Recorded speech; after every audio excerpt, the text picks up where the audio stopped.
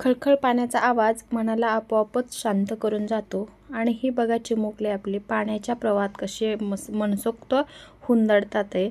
आणि इकडं पक्ष्यांचंही पाण्यात मस्त असा आराम चाललेला होता. तर हे आहे आमच्या शेतातलं तळं, म्हणजेच शेततळं, जे की फार मोठं आहे. पूर्ण गावाला याचं पाणी पुरून ते कारखान्यालाही वापरलं जातं. तर इकडं हिरवीगार अशी वाऱ्याच्या झोतावर डोलणारी शेती आहे. म्हणजे इथं ज्वारीचं पीक आहे. तर हे मस्त इथं ज्वारीच्या पिकात किंवा ज्वारीमध्ये खड्डे खणत बसलेले होते. पण माझं सगळं लक्ष होतं ते माझ्या लावलेल्या म्हणजे केळीच्या झाडावर.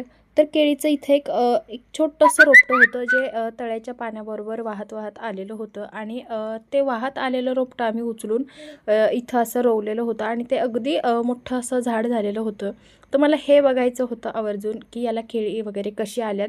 आणि म्हणूनच मग मी तेच खरं तर शेतात आलेले होते आणि बघते तर काय मस्त असे केळीचे 2 घड इथं लागलेले होते. पण ते अजून फार कच्चे होते, त्यामुळं खाण्याजोगे तर काही नव्हते. पण तरी म्हटलं एकदा त्यांना पाहून जावं आणि म्हणून मग पाहण्यासाठी ते खास आलेलं होतं. तर शर्विलचं असं होतं की आई मला एक तरी केळी याची काढून दे. पण याची केळीच पिकलेली नव्हती आणि ते तोडून ठेवली तरीही पिकणार नव्हती, कारण ही अजून खूप छोटे छोटे अशा केळी होत्या याला लागलेल्या. तर त्याच्या आट्टासाठी तरीही मी एक केळी तोडली. तिला सोलूनही पाहिलं, पण ती अगदीच कच्ची होती, त्यामुळं खाण्याजोगी अजिबातच नव्हती. तर अशा प्रकारे हे केळीचं झाड अगदी मरकुटलेल्या अवस्थेत होतं. म्हणजे पाण्याबरोबर वाहत आलेलं अगदी मरून पडलेलं हे झाड होतं. पण म्हणतात ना देवतारी त्याला कोण मारी, तशातला काहीसा हा प्रकार. ते झाड अगदी आणून रोवलं आणि त्याला थोडंसं पाणी वगैरे दिलं की ते आपोआपच असं एवढं मोठं झाड झालेलं आहे. तर अशा प्रकारे मग केळी वगैरे बघितली आणि मग तिथून पुढं काय खायला भेटते शेतात ते शोधत आम्ही पुढे निघालो. चला तर म्हटलं मग आता पुढं बघूया काय काय खायला भेटते. तर आम्हाला घ्यायच्या होत्या तुरीच्या शेंगा, म्हणून मग आम्ही तुरीच्या शेंगाकडे जात होतो. पण हा शेताचा मालक म्हणजेच पार्थ बघा शर्विलला सांगतोय की हे माझं शेत आहे वगैरे वगैरे, आणि कुठून चालायचं कुठून नाही चालायचं किंवा कुठल्या साईडने यायचं ते सगळं इन्स्ट्रक्शन हा देत होता. जसं काय हा मोठा शहाणा माणूसच आहे. तर अशा प्रकारे आम्ही फायनली बांधापर्यंत पोहोचलो होतो. आमचं काम चालू होतं की तुरीच्या शेंगा वगैरे खाणं. त्यात शर्विलला अजून काहीतरी सुचतं की शेंगाचं बी रोवूया, याचं झाड होईल. पण ते होणार नव्हतं कारण ते ओलं बी होतं. पण तरी त्याच्या हट्टासाठी मग मीही ते बिया काढल्या तुरीच्या शेंगातल्या आणि इथं रोवून दिल्या.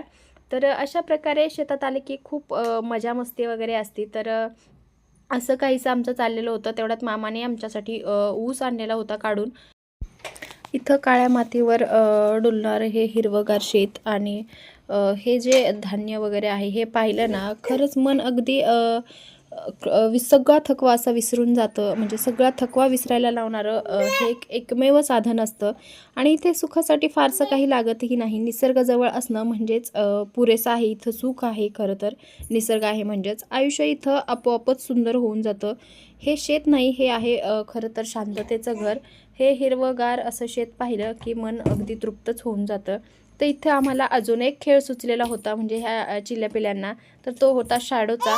इथं या शेतात काळ्या मातीवर त्यांचे दुपारच्या वेळी असे शॅडो दिसत होते आणि ते त्यालाच खेळत होते. डान्स वगैरे त्यालाच बघून करत होते. तर अगदी खरंच बालपणीचे दिवसच आठवतात असं काहीसं पाहिलं की. तर मग मीही त्यांना मनसोक्त असं खेळू दिलं. ऊन होतं तरीही ते खेळतच होते. मग इथं आम्ही जो हे आपलं भुईमुगाचं शेत होतं. तर इथं अजून भुईमुग मोठा व्हायचा आहे, त्यामुळे हे असं सुटसुटीत थोडंसं दिसतंच आहे. तर इथं आपला जो ऊस आणला होता आपण, तर त्याचं वाडं नव्हतं काढलेलं, कारण हे वाडं आम्हाला इथं येऊन काढायचं होतं, कारण ते ह्या बैलांना खाऊ घालायचं होतं. तर अशा प्रकारे इथं आम्ही ऊस घेतला आणि वाडं बैलांना खाऊ घातलं. म्हणजे बघा ना, एक गोष्ट असते पण त्याचे उपयोग सगळ्यांना होतात. म्हणजे ऊस आपण खायचा आणि वाडं जनावरांना उपयोगाला येतं. तर अशा प्रकारे असं काहीसं असतं. तर हे झाड कशाचं आहे ते नक्कीच मला कमेंट करून सांगा. आणि हो, म्हणतात ना कष्ट केलं की कुठेच काहीच कमी पडत नाही, तशातला हा काहीसा प्रकार आहे. असा घाम गाळला की कष्टांना अर्थ मिळतो खरं तर. आणि असंच काहीसं इथं आहे, कारण हे शेत म्हणजे अगदी माळाचं शेत आहे. इथं फक्त दगड आणि माती असायची. तर आता इथंच हे हिरवंगार सोनं पिकल्यासारखं दिसतंय. तर अशा प्रकारे हे आमचं शेत आहे, म्हणजे शेताचा एक भाग आहे खरं तर. याचा पुढचा भाग पुढच्या ब्लॉगमध्ये बघूया. आणि हो, हा आजचा व्हिडिओ किंवा हा आजचा ब्लॉग तुम्हाला कसा वाटला ते नक्कीच कमेंट करून सांगा. आणि हो, असेच अजून व्हिडिओज बघायचे असतील तर आपल्या चॅनलला नक्कीच सबस्क्राईब करा. आणि भेटूया मग अशाच एखाद्या पुढच्या ब्लॉगमध्ये लवकरच तेही. तर तोपर्यंत धन्यवाद. तर इथं आमची अजून मजा मस्ती चाललेलीच आहे. तुम्हाला गावाकडचे व्हिडिओ आवडतात का ते नक्कीच कमेंट करून सांगा. Bye bye.